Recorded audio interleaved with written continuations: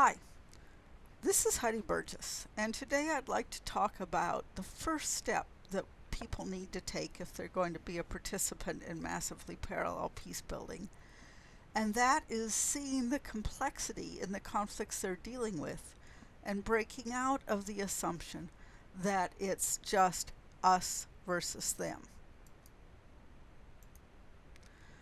Peter Coleman, in his book The 5%, observed that intractability happens when many different components of a conflict collapse together into one mass, into one very simple us versus them story that effectively resists change. This happens all the time. We tend to oversimplify the story or our understanding of what's going on.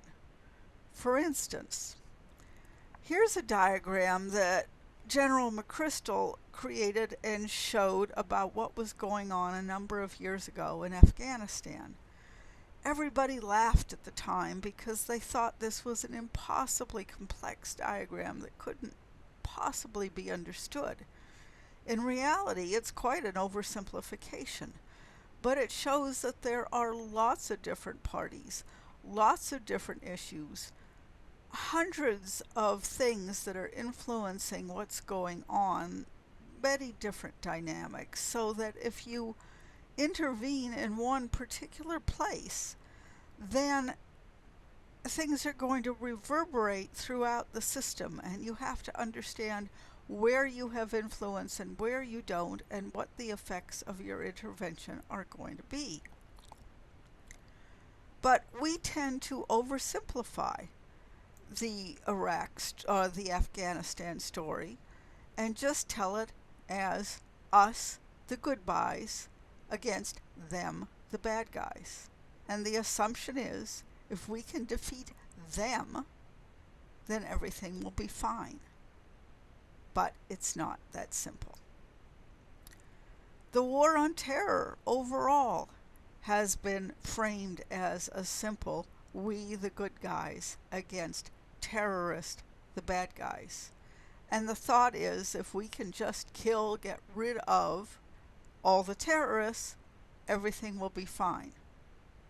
We all know how well that's working. Other examples: Syria, Israel, Palestine, which is the picture on the top right of the security wall. In the United States, conflicts over trade, as represented by NAFTA, over abortion, over the relationship between blacks and whites, blacks and police, over immigration. These are all extremely complex conflicts that you could draw a map of that would be a lot like that Afghanistan map. But again, we tend to completely oversimplify it as just a story of the good guys versus the bad guys. And some of us think that the good guys are on the right, and some of us think that the good guys are on the left, which in this picture I happen to have switched. But it's never that simple. You have to do much more than get rid of the bad guys. We thought in Iraq, if we just kill or imprison Saddam Hussein, the population would welcome us with open arms and they'd create a democracy much like we had in the United States. Didn't work. We thought if we could get rid of Gaddafi in Libya, they'd establish a democracy. It didn't work. We thought if we could get rid of Arafat, who was head of the Palestinians, that peace would come between Israel and Palestine. It didn't work.